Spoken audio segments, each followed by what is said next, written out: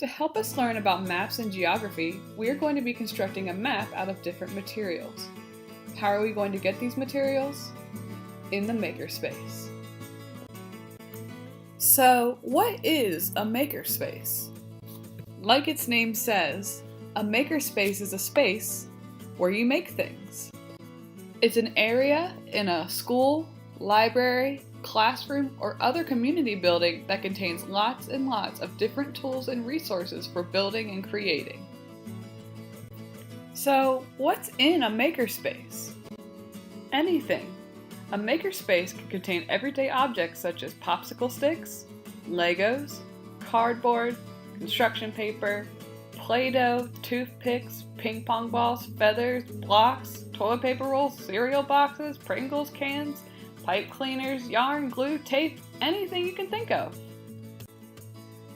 A makerspace can also include more specialized equipment such as green screens and little bits. It could also include other technologies such as video cameras, 3D printers, inventing kits, electric circuit kits, robotics kits, and computers with software such as Minecraft, Scratch, and Raspberry Pi. So why do we use a makerspace? A makerspace is there for us to stretch our brains. It gives us an opportunity to make our ideas come to life.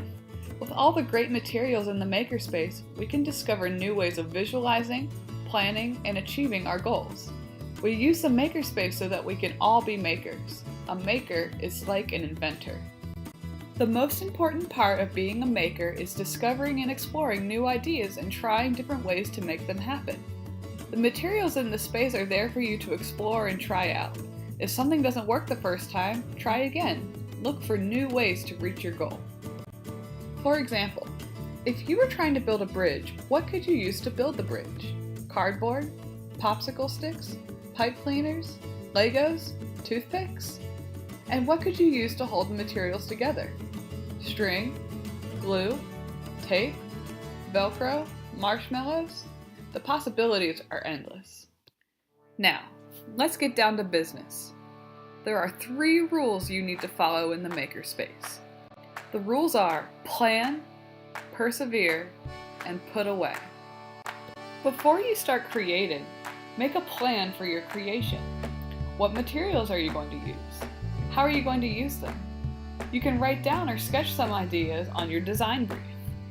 A design brief is a worksheet that allows you to draw or write down your ideas and how you plan to accomplish those ideas.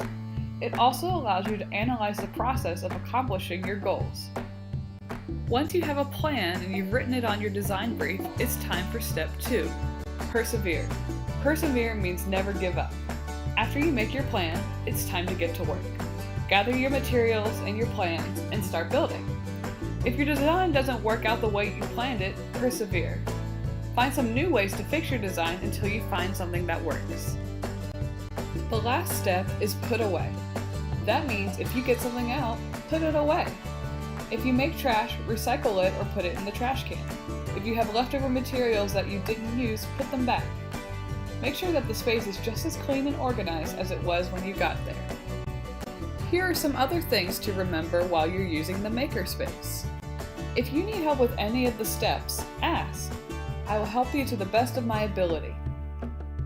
If you need help thinking of ideas or you need help finding new ways to accomplish your goal, ask your partner or neighbor. Collaborating is one of the best ways to find new ideas. If there's something you need that's not in the makerspace, try to think of good alternatives for it. An important part of using the makerspace is figuring out the best way to use materials you have. Remember that it's okay to ask a neighbor or an adult for ideas. And finally, if you have any questions at any part of the process, don't be afraid to ask. The makerspace is for exploring your ideas and making them come to life. Asking questions is an important part of that process. Now that you know how to use a makerspace, it's time to start exploring. Good luck, makers!